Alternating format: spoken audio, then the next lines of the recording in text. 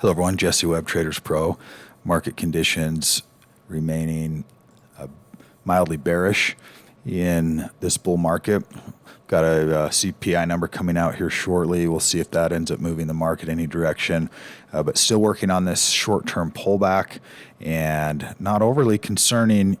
Still at this point, we got a little bit of a rally, starting to see some buying at this point on the dips, and current location on the short-term indicator is sitting right about in the middle. We've got momentum and breadth, which has moved back, sentiment, which is still high. If we scroll down, we can look at the individual settings here on the momentum indicator, working its way back this direction. If we get back into this sell range, we could see some acceleration to the downside. So we want to be watching here today to see what these numbers look like, what the current trend in the market looks like. This is also a location where if we retain and maintain this uptrend, we should start to find some support here on momentum. So this is based on SPY, so we'll watch that today as well.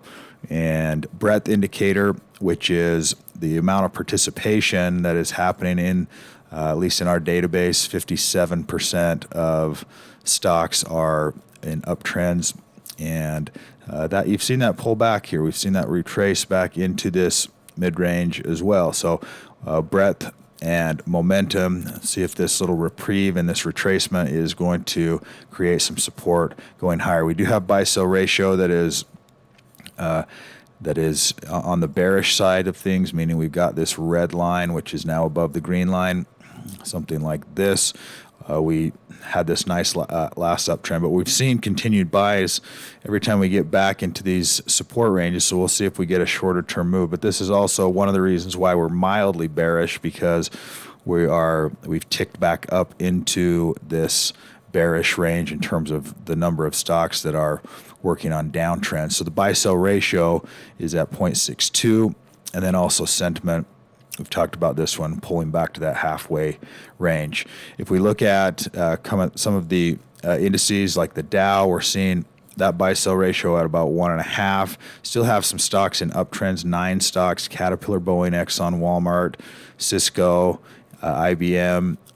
So there's a handful of stocks that are still within uptrends, but we've got also a handful that are in these non-trending hold ranges, and it's not overly concerning at this point yet, but we'll see on SPY if we take a quick look there, if we get any more of a significant pullback.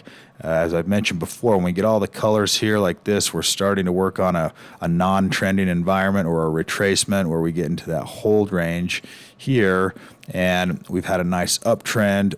We get this pause either in a pullback or an indication of a continuation reversal to the downside. So the yellow is essentially be paying attention, use some caution, be watching which trend or which direction are we going to go from here. Are we going to pull back? If that's the case, we will more than likely see a retracement back a little bit deeper, and this downtrend could accelerate. So it's a pretty key area right here that we're working on, and sitting right on this potential hold.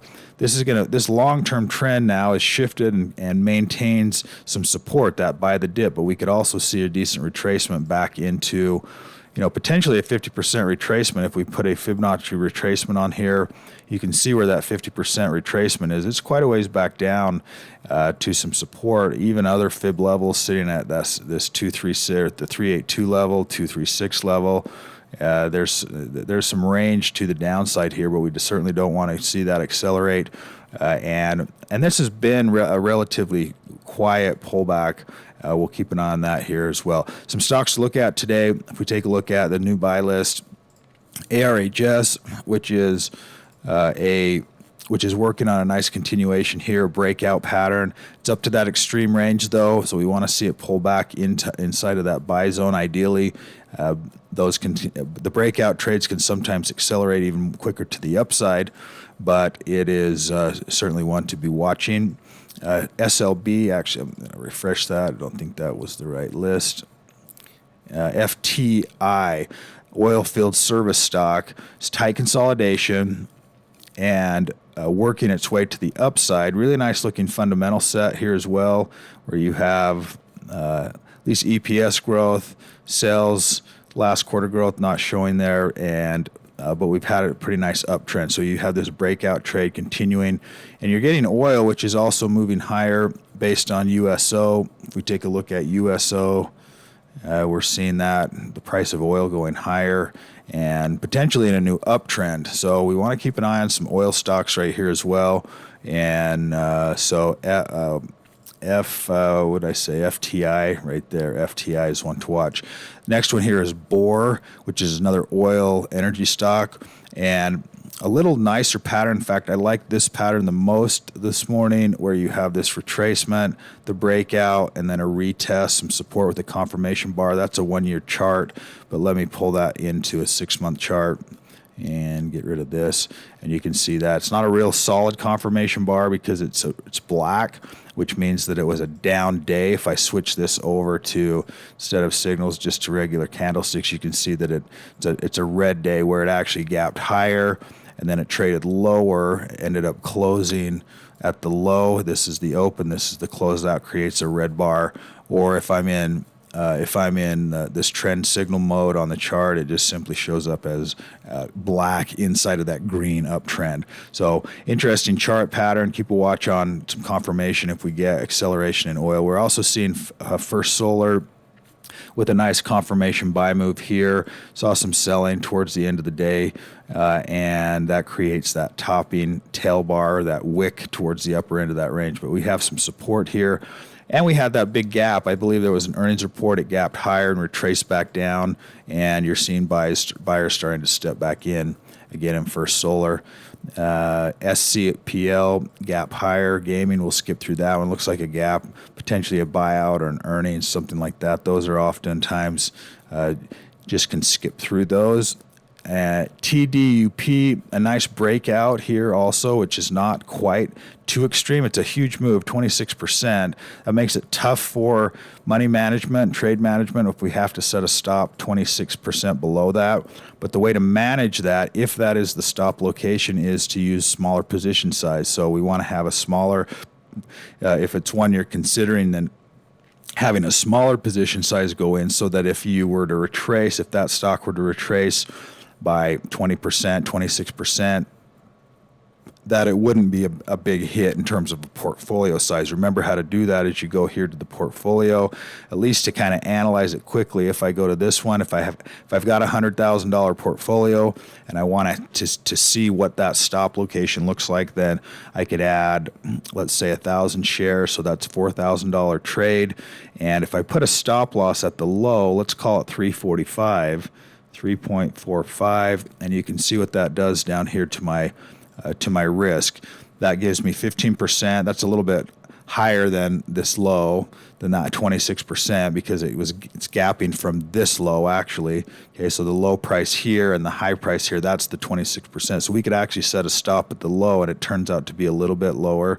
And then we manage our position size. If we're not happy with where that stop is, but and we're not happy with what that ends up creating for our trade in terms of dollar amount at risk, then what we need to do is we need to take and change the number of shares.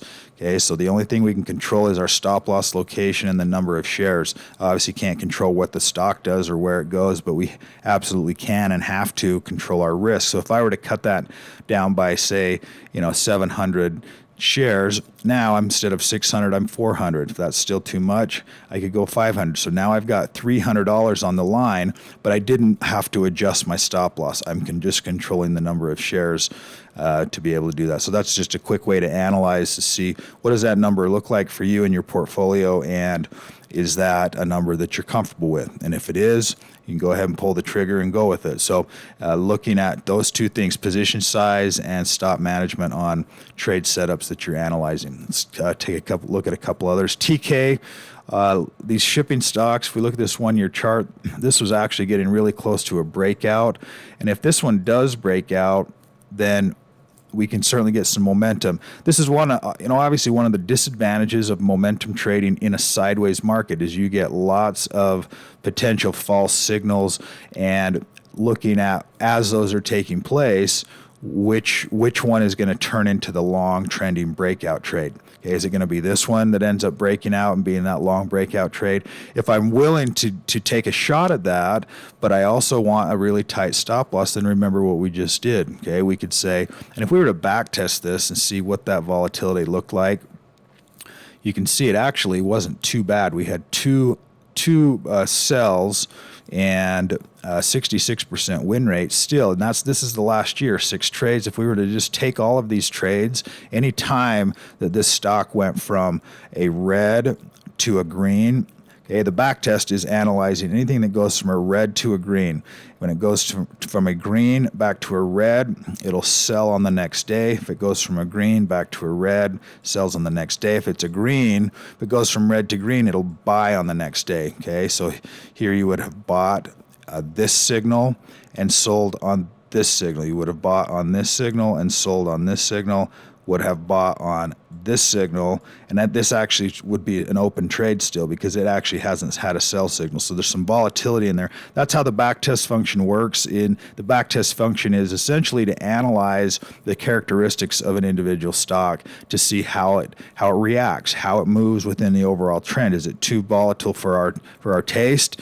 Then we can move on and take a look at a different stock. But that's TK, interesting stock, looking at a potential breakout, and that could be a decent runner for us going forward. That'll do it for today's update. Everybody have a fantastic day.